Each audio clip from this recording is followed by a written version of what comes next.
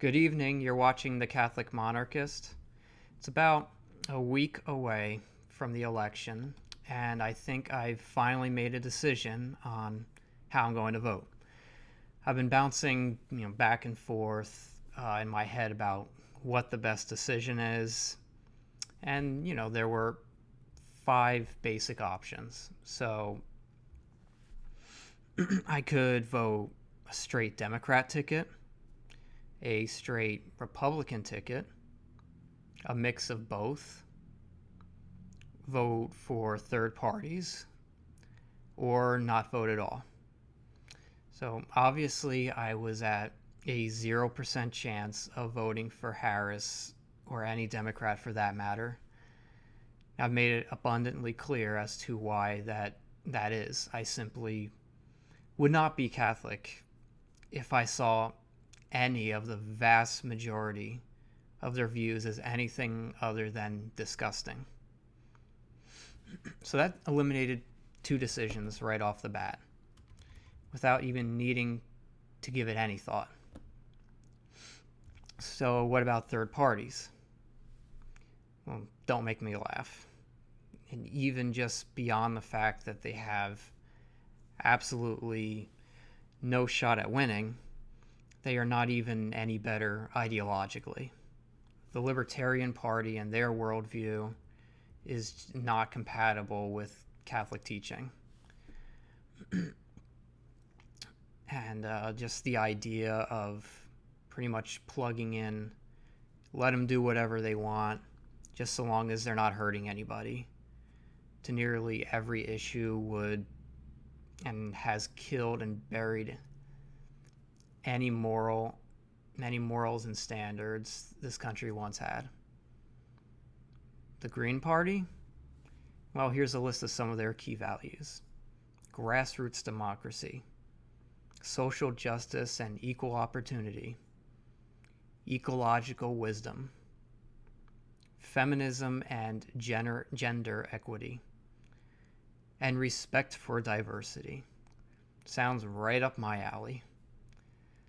And so voting for a third party was not something I really needed to think about. It's a terrible option. So that leaves two options. And I've been racking my brain over it for a couple of years now almost. Do I vote for Republicans or do I abstain completely? What would the difference be by abstaining my vote instead of voting third party? Well, with any of these third party options, you're just voting for the same or even worse ideals and principles as the party that you're supposed to be making a statement against. The same garbage that I'm disillusioned with concerning the Republican Party. I'd just be supporting those same things should I vote third party. Any of these main third parties. I don't know every single tiny one that's out there.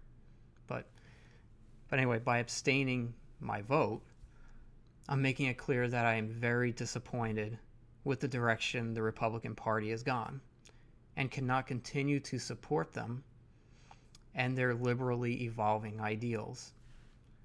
And that I am staunch in my conviction and I will not throw my support to anyone with such a platform. I think the biggest reason that has been holding back my vote for a Republican ticket is that what may hypothetically come with a resounding victory. If Republicans win the presidency and the Senate, or even all three, include the House in there, that will embolden them to double down on their newly formulated platform of ideas. Will they point to a victory and say, see, being pro-choice, pro-LGBT, pro-Israel, pro-unlimited immigration, etc., are good for business? That's what the people want. And we're going to push even harder for those things. So voting for and legitimizing this degenerate version of the Republican Party essentially eliminates any big any big party option we as Christians have to voice our opinions with. So it would be an afterthought to them now. Despite all that I believe are very good points and valid criticisms and skepticisms about giving them my vote, I've decided I'm going to vote for Trump and certain GOP candidates who at least offer a palatable set of policies. And this is definitely different than the tune I've been whistling lately. But yeah, and I was almost sure that I was going to abstain, considering how disgusted I am with them. But I was focusing too much on the human side of things. I was playing mental gymnastics, trying to figure out ways that could shift this party somewhere in another direction, in a better direction. But honestly, what am I going to change? What are even a few thousand people, or a few tens of thousands of people who think like me are going to change? Not much of anything. And that's not a black pill. You know, this isn't a confession of despair. Rather, I need to kind of practice what I preach. I've criticized Republicans who claim to be Christian to stick to Christian principles, even if they seem strategically foolish in today's day and age, and to trust God's plan. That's why what's why I'm doing here. I know that the people and the values in the Republican Party in general are not as evil as Democrats are. Unlike Democrats, they at least don't tell us right to our face that we don't belong. And even though many Republican voters are somewhat pro-choice now, for example, they don't possess the kind of insatiable and psychotic thirst for the murder of their children as many Democrats do. And the evil in that is just vile. Like like when they say, if you don't let us have abortion, we're gonna have to find other ways to kill them. It's messed up.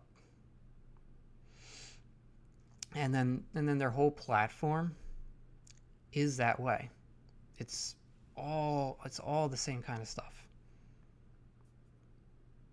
And then I also think Trump is the candidate more likely to respond to graces from God, as he has never acted in hostility towards Christians, as far as I know.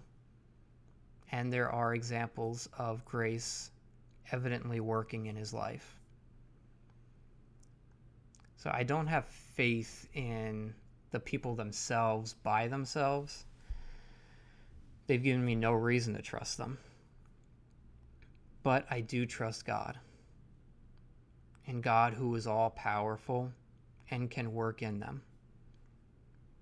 Every good action has merit, no matter how small it is. And while the Republican Party doesn't have as many good actions crediting them as we would like, I can't even think of an example right now of the Democrats displaying anything good. So that's essentially the reason I've decided to vote. And I know it's not what's important, but watching the crazy whack jobs out there screeching and crying again, that would be hilarious. Especially by Trump beating another crazy woman. I think these people are insane, and it would not be very enjoyable to see them happy again. Well, you know what I mean. I want them to find joy and everything, but not happy in terms of, Kamala Harris winning presidency. And I hope my worst fear won't come to fruition, where this emboldens the GOP to fully embrace and push degenerate policies, and to know I was part of what allowed that to happen. But at the same time, it's not my responsibility, and there's nothing that I myself can do about that. None of us are going to change the trajectory of a national election by voting or not voting. But the difference we should be aiming to make, and it requires work, is working on ourselves to be good Catholics, if married, to raise good families, and do what we can to help install good, virtuous people in local government. That's where change can happen. And one final note, I respect the decision that someone makes, whether they vote for the GOP or decide to withhold. I think both have valid points. And that's all I got for you. Hopefully I can live stream on election night. Some logistical things I don't have figured out right now. I'll see what I can do about that. But we'll see. I hope so. But anyway, you have a great rest of your week, and God bless.